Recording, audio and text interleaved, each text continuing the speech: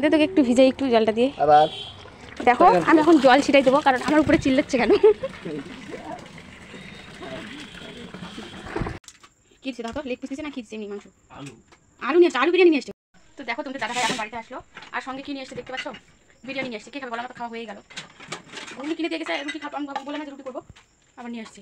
প্রিয় বন্ধুগণ সবাই কেমন আছো, আশা করি সবাই ভালো আছো, আমরাও অনেক ভালো আছি। আর দেখো এখন আমি ব্লগটা স্টার্ট করেছি, আর মাঠের মধ্যে ছাগল, ওই দেখো তোমাদের দাদাভাই ছাগল নিয়ে গেছে কত দূরে না, ক্যামেরা তো হয়তো দূর লাগছে কিন্তু কাছেই, বেশি দূরে কিন্তু যাইনি। তো আজকে মানে খুবই সুন্দর, আজকে ঠান্ডা ঠান্ডা আবহাওয়াটা ছিল, বেশ ভালো লাগলো। তো সেই কারণেই আমি ব্লগটা স্টার্ট করছি। আর কি আর করবো বলো, বাড়িতে তাছাড়া আজকে বাড়িতে কেউ নেই, কারণ সবাই আজকে বেড়াতে গেছে। বাড়িতে বেড়াতে গেছে বলতে শুধু মা আর বাবা, ওরা বেড়াতে গেছে, কালকেই চলে আসবে, আজকে গিয়েছে কালকেই চলে আসবে। আর আমি এই যে ছাগল টাগল নিয়ে এখন বসে আছি। ছাগল টাগল তোমাদের দাদাভাই ছাগল চড়াচ্ছে, আর আমি বসে আছি, তার কারণ হলো যে বাইরে থেকে বেশ সুন্দর হাওয়া হচ্ছে, সেই কারণে আমি এই যে বসে আছি। তো বসে আছি, আর এই যে আমাদের গাছে দেখো এখন আম পাকে গেছে, আম শুধু টুপটুপ করে পড়ছে, আর আমি শুধু কুড়াচ্ছি, মানে খুব ভালো লাগছে কুড়াতে, আমগুলো পড়লে না ভালো লাগে কুড়াতে। তো এই যে বসে আছি, খাই যেমন তোমার পাকা আম তো অত কেউ, পাকা আম আমাদের বাড়িতে অত কেউ খাই না, খাওয়ার মধ্যে শুধু আমি খাই, মানে মুড়ি দিয়ে সকালে শুধু খাই, আর বাবা মানে আমার শ্বশুরমশাই খায়, মানে পাকা আম আমরাই খাই। আর তাছাড়া পাকা আমকে আমার শাশুড়ি মা খায়, কিন্তু আমার শাশুড়ি মায়ের মানে পাকা আম মানে সহ্য হয় না, আম মানে যে কোনো ফল হোক সহ্য হয় না, মানে পেটে ব্যথা করে। যেরকম লিচু ছিল, লিচুর সময় লিচুও কিন্তু খেতে পারেনি, মানে কোনো ফলই খেতে পারে না, পেয়ারা টিয়ারা খেলে মানে পেট ব্যথা শুরু হয়ে যায় এইরকম। তো সেই জন্য সেই ভয়ে আর কি মা তো খায় না, ফল মুখেই দেয় না। আর আমাদের বাড়িতে কেউ পাকা আম মানে একটু একটু যদি শক্ত শক্ত থাকে তাহলে ঠিক আছে, কিন্তু বেশি পাকে গেলে সেই আমটা আর কেউ খাবে না, বেশি মানে পাকে গেলে মানে বেশি পাকা আম কেউ খায় না, শক্ত শক্ত থাকলে তাও খায়, আর কাঁচাটা খায়। আর পাকা শুধু আমি খাই, আর আমার শ্বশুরমশাই বললামই তো বাবা, মানে সকাল করে মুড়ি দিয়ে খায়। আর বাবা তো আবার ভাত দিয়েও খায়, আমি পারি না ভাত দিয়ে খেতে, আমার ভালো লাগে না, আমি শুধু সকাল করে মুড়ি দিয়ে খাই, না হলে এমনি কেটে ঠিক আছে, কিন্তু তাছাড়া পারি না। এমনি আবার রাত্রে যদি রুটি করে রুটি দিয়ে খাই, এমনি আমার তারাই হবে না খাওয়া। তো যাই হোক, এখন তো আম হয়েছে, আর লিচু শেষ হয়ে আম হলো, লিচু শেষ হয়ে গেল। লিচুর সময় আমি ভিডিও করতে পারি না, কারণ তখন তো আমার প্রচুর শরীরটা খারাপ ছিল, আমি ভিডিও করতেও পারিনি, কি আর বলবো, লিচু তোমাদেরকে দেখাতেও পারিনি। আর এবার অত লিচু হয়ও নি, কিন্তু বেশ ভালোই খাওয়ার মতন হয়েছিল, কিন্তু কি আর বলবো। চলো তোমাদেরকে একটু আমি আম গাছগুলো দেখাই কীরকম আম ধরেছে।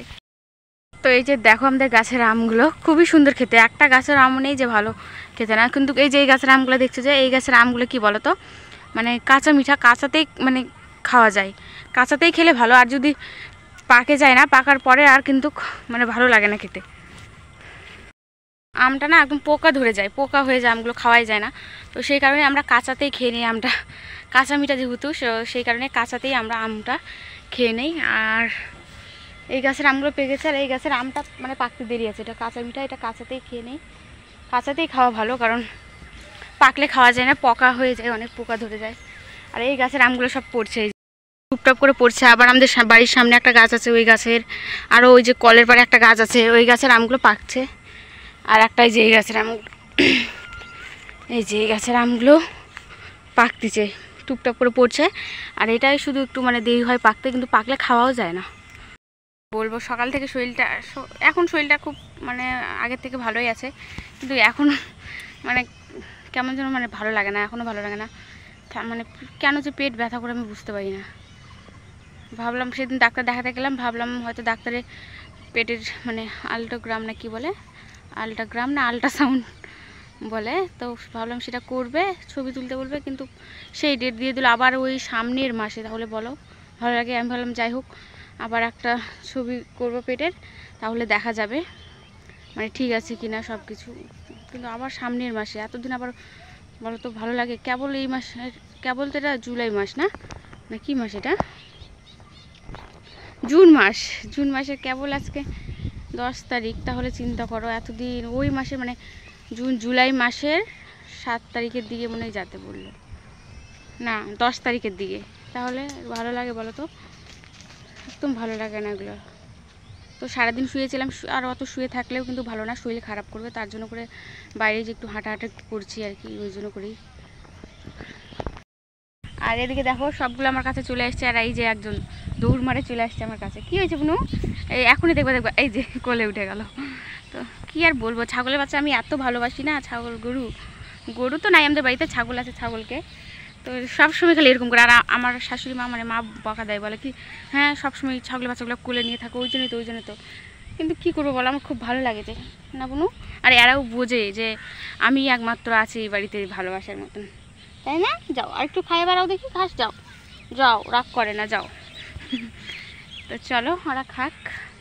দেখো তোমাদের দাদাভাই এখানে জল ভরছে, জল ভরতে বললাম আমি, কারণ প্রচুর মানে ঠান্ডা জল খাওয়ার ইচ্ছে করতেছে, আর ফ্রিজের জলও খাওয়া যাবে না, খুব ঠান্ডা হয়ে আছে। আর এই যে জলটা খুব সুন্দর ঠান্ডা ঠান্ডা বেরোচ্ছে, ওই জন্য আমি সেজন্যই জলটা ভরতে বললাম। যখন জল ভরছে একটুখানি হাত দিচ্ছি কিনা ঠান্ডা দিলে কীরকম চিল্লাই উঠেছে আমার উপর। এরকম মানুষের সঙ্গে সংসার করি আমি, ঠিক আছে? তোমরা দেখে নাও, ভালো করে দেখে নাও জলে হাত দেওয়া লাগবে না, কীভাবে ভিজাতে হয়। আমাকে একটা বোতল দে তোকে একটু ভিজাই, একটু জলটা দিয়ে। আবার দেখো আমি এখন জল ছিটাই দেবো, কারণ আমার উপরে চিল্লাচ্ছে কেন। দেখো আমি এখন ঠাকুর ঘরে চলে এসেছি, আর দেখো সন্ধে হয়ে গেছে, বাইরের কিন্তু ওই গলির লাইটটা মানে মাদের ঘরেতে আছে, তো মা আরও তো তালা দিয়ে গেছে ঘরে, সেই কারণে কিন্তু অন্ধকার হয়ে আছে গলিটা। আর আমি এই যে এখন সন্ধ্যা দিব, দেখতেই পাচ্ছ আমার গোবুসনে বসে আছে, আর এখানে পুকুর এসছে।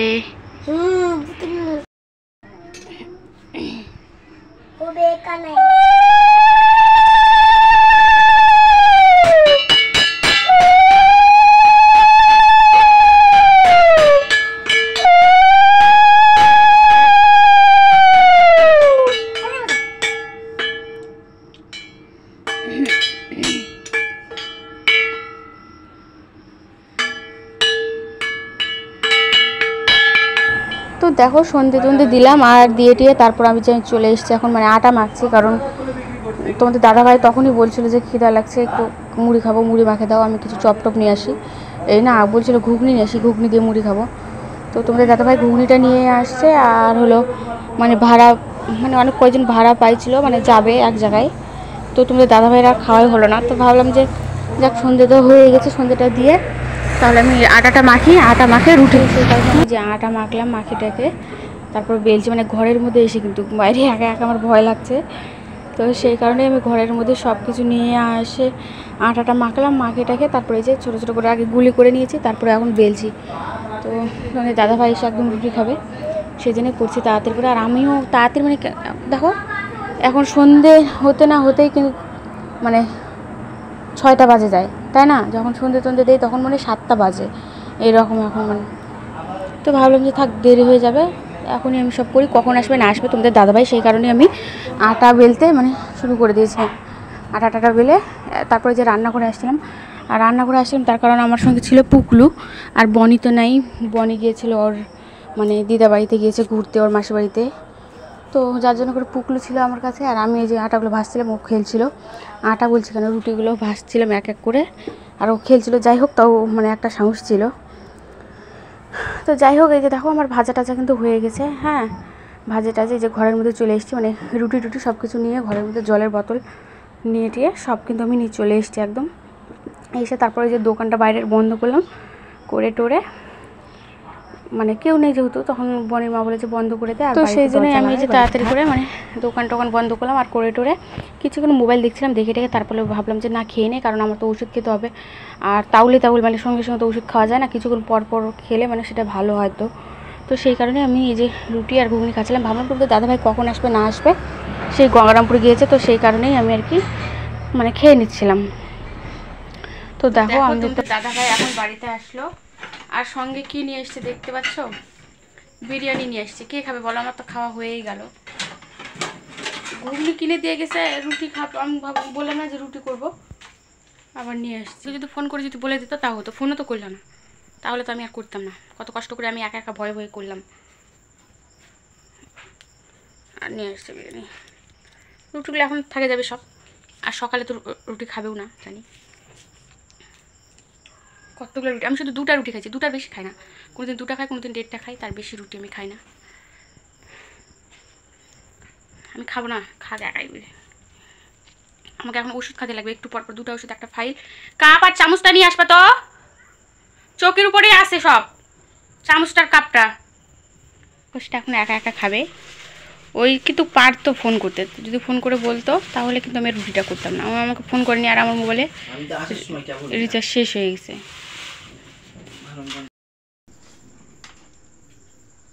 এখানে একটা আলু দেয়, আমি তখনই খাইছিলাম 2টা আলু দেয়। কোথায় তখনই কি দিছে দেখো তো, লেগ পিস দিছে না কি দিছে? এমনি মাংস, আলু। আলু নিয়ে আসছো, আলু বিরিয়ানি নিয়ে আসছো। 50 টাকা আলু দিয়ে তো কত টাকা করে এখন নাই? প্লেট, এত বড় প্লেট দিবে। হ্যাঁ, এত বড় প্লেট কমসে কম তোমার 100 টাকা নেবে। চিকেন দিয়ে? হ্যাঁ। আর চিকেন ছাড়া আলু দিয়ে 50 টাকা? যাই হোক, রাইসটা তো পাইছো খালি, ওটাই তো খাও। একা একা খাবে এখন, আমি খাবো না। আমার ভালো লাগছে না এমনিতেই, শরীরটা খুব খারাপ লাগতেছে আমার, ঠিক মতন করে।